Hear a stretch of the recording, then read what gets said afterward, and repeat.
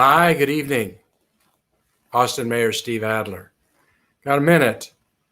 We're going to go through the virus numbers. There are a couple of things I want to talk about, including the vaccine and how we're doing with that so far. I want to bring you up to speed on that. The numbers, maybe giving us some good signs. The modeling is looking good out into the future, which means I think we're doing something right. More people are staying at home. More people are wearing masks. We have to double, triple down, quadruple down on that because our death toll is rising. And that's the only thing we can do to really save lives. Let's get into the numbers. But before we do, I want to congratulate President Joe Biden and Vice President Kamala Harris. Boy, that sounds nice. Lead us together and please help us restore civility and dignity in all that we do. Excited that the U.S. is re-entering the Paris Agreement. We have a responsibility to provide global leadership, and we share a collective commitment to our neighbors and to each other to protect our one just unified home. Let's take a look at some of the numbers here tonight and catch up. Let's see if I can do this.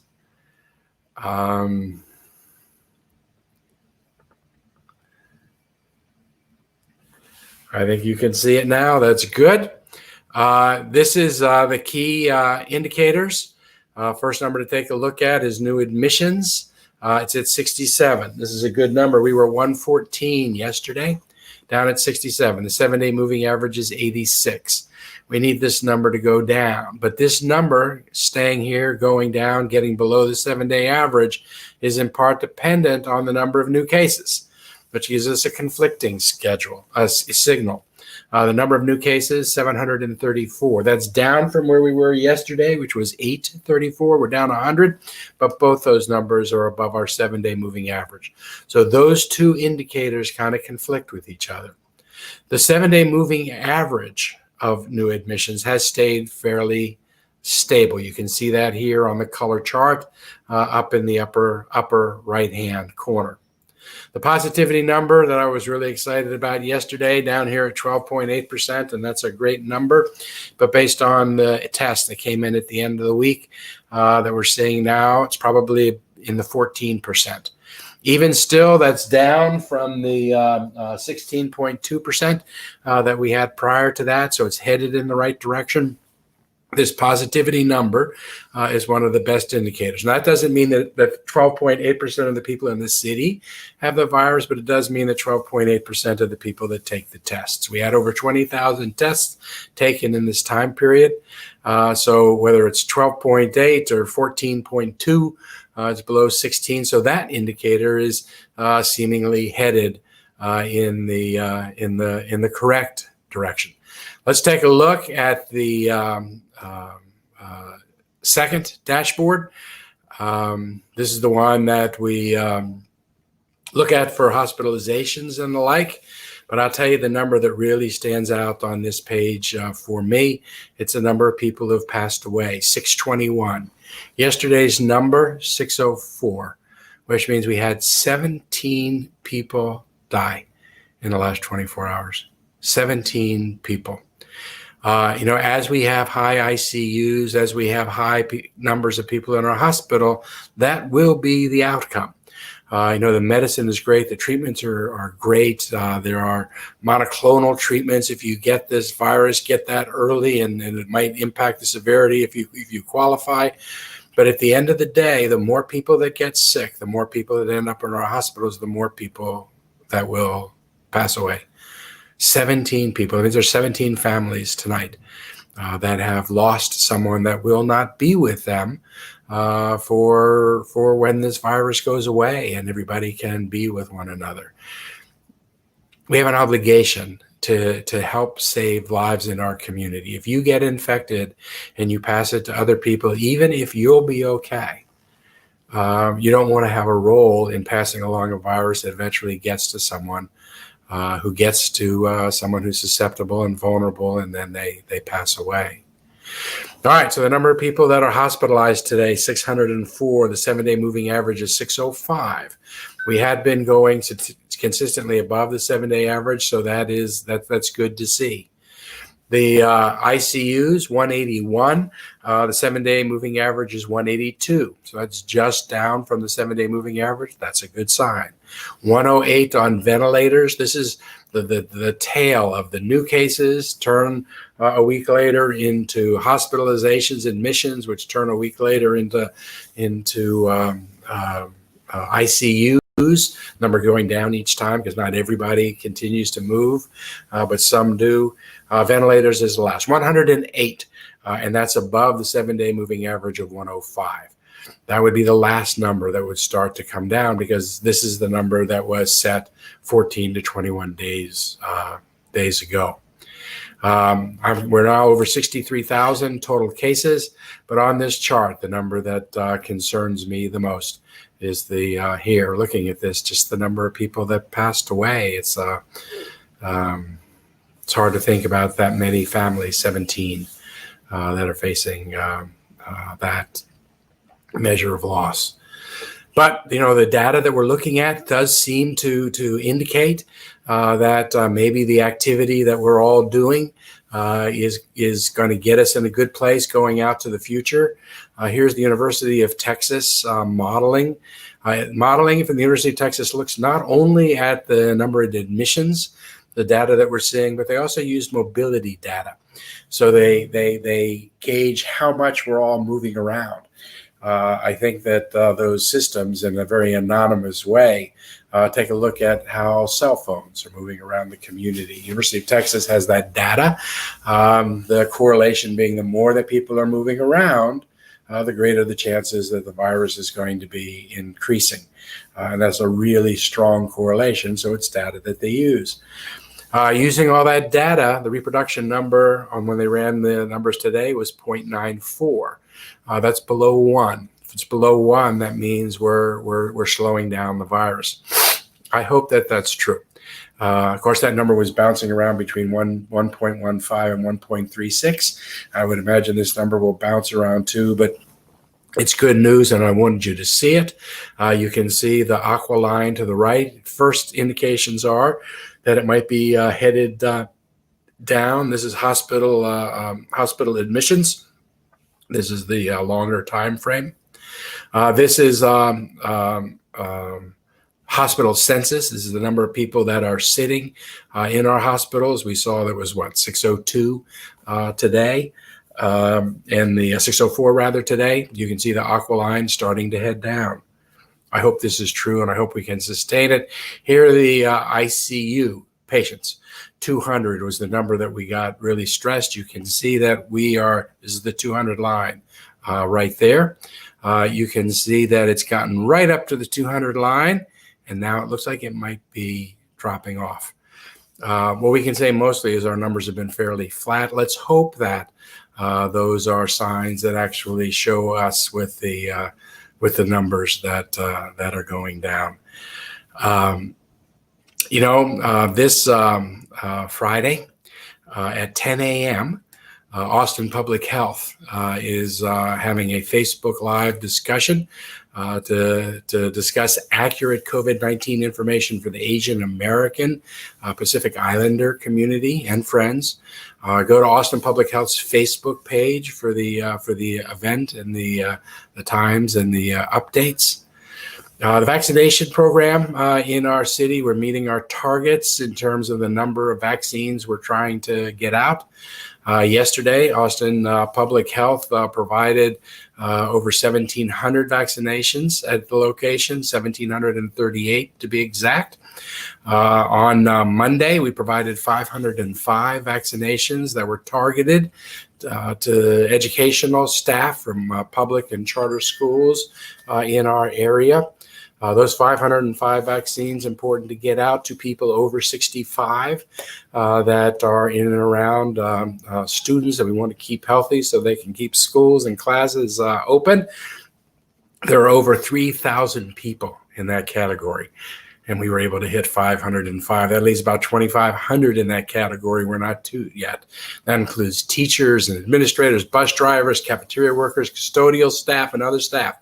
working at schools that fall within the 1B classification. So they're people over 65 or have considerable health issues that make them real vulnerable. We're going to continue to try to, while we have the vaccine open to everybody in the community, we still are trying to emphasize and target the people that if they get the virus are most susceptible of passing away. We have to bring down that mortality number. We provided over 15,000 vaccines since January 11th.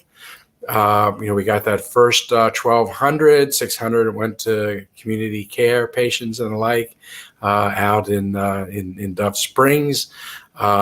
We had to demonstrate to the state we could get out the balance of the 12,000 last week. We did that. So they gave us another 12,000 doses.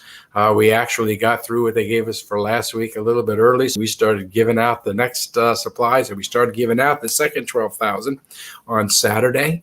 We've continued with that activity. We have 8,870 vaccines left for the rest of the week. They open up the times for people to be able to get them. If you get assigned a time, know that you also have a vaccine that has been assigned to you, a particular dose that's been assigned to you, so you don't have to show up 2 hours early or 3 hours early. They're not going to run out. If you have an appointment, you have a vaccine. You can show up just at the time that you were asked to show. In fact, it's better because if you show up an hour or 2 or 3 hours early, all you do is make the lines longer for everybody to be in. Here's the key message right now, though. Please be patient. You have to be patient. The vaccine availability is severely limited. This is a supply issue. We're getting supply. We're getting it out into people's arms rapidly. We don't have this vaccine that's just sitting around. We're setting appointments and getting it out. It's just that there are so many more people over 65 and with co-conditions that most of the people we just have not been able to get to yet. This vaccine is extremely limited nationally, regionally, across the state, so please be patient while we get more doses. Let's hope that the new President Biden's administration is able to do as he said, which was to get 100 million people vaccinated in the first 100 days, 100 million doses given out in the first 100 days, because if that is the rate we're going at, we're going to get more supply here in Travis County, and we'll get it out. They could give us 2, 3, 4, 5, 10 times the number we're getting right now, and our systems will be able to scale and we'll be able to get that out. The state right now is prioritizing folks in 1A, which are healthcare workers, residents of long-term care facilities, frontline workers, and also phase 1B, which includes individuals over 65, those under 65 with the chronic conditions. You need to go online and register. I will tell you right now, there are no appointments that are available at this moment.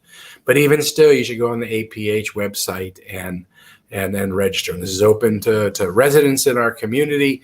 In fact, they're open to anybody in the state. So someone from El Paso, as I said yesterday, could sign up in our system under the state law and state rules and guidance, just like you could sign up for a vaccine in El Paso if you wanted to. So register, and it'll either send you to an appointment. If not, it'll tell you you're in the system, and you'll be notified when appointments become available. So go to austintexas.gov/COVID-19-vaccines to begin the process. Now, it has not been without glitches as we stand this up. We're working through and solving those glitches. Know that the vaccine registration system we're using is the same as we used for the COVID testing system. And eventually we got that in a place where it worked really well. So if you've registered for COVID testing with Austin Public Health, the account information is exactly the same. Once your account is established, if you have difficulty logging back into the account, and some people do, they type in their username, they type in their password, and it says they don't match up. So you try again, it says it doesn't match up. So it says, hey, did you forget your password? So you click on that, ask if you want to reset your password. You click on that, and it says you'll receive an email when you can reset your password. Except that email never comes. We have a lot of people that are caught in that loop. Let me tell you what to do. You go to the site. First thing they ask you is type in your email address. And what you need to do is add .aph at the end of your email. So if it was like john.doe@gmail.com, add .aph and then put in your password. And that should resolve the issue. Hey, what should you do if you are not 1A or 1B? Well, know that we're focused on the most vulnerable populations in our community, the people who get the virus that are most likely to die. Those are the people we should be focusing on first. In the meantime, if you're not in that susceptible group, it is okay to sign up and register on the vaccine list so that you can be notified when the vaccine becomes available to you. Just by registering, you're not jumping the line in front of anybody. But even while the vaccine's going out, our primary responsibility right now is to stop this surge and send these numbers lower. You know, that's the other way you keep people healthy. One is to get vaccinated. The other one is to keep the numbers, the positivity rate down, down, down, down, down. So fewer and fewer people get the virus. We need your help. Practice the 3 W's. Wear a mask. Watch your distance. Wash your hands. Today is the highest 7-day moving average of new cases since the pandemic began, right? So that's the 679 number. We need to drive down that number. COVID-19 is still rapidly spreading through the community. It is critical to wear masks, wash your hands, maintain the 6-foot distancing, stay home as much as you can to limit the spread of the virus. No groups. Hey, next week, City Council meeting. It's been a while since we've talked about one of those. It's been December since we've had one. The first work session and the new council and council meeting are next week, but instead of being on Tuesday and Thursday, they're going to be on Monday and Wednesday to help accommodate me being able to participate at the United States Conference of Mayors meetings. And so I can participate on the Democratic National Committee, the DNC, that I was just appointed to be part of. So different schedule next week. There's going to be a work session on Monday. On Tuesday, we're going to do the joint session with Travis County again and go over Dr. Escott's and Director Hayden's stuff. That'll be on Tuesday. So on Monday, council work session, but no COVID briefing.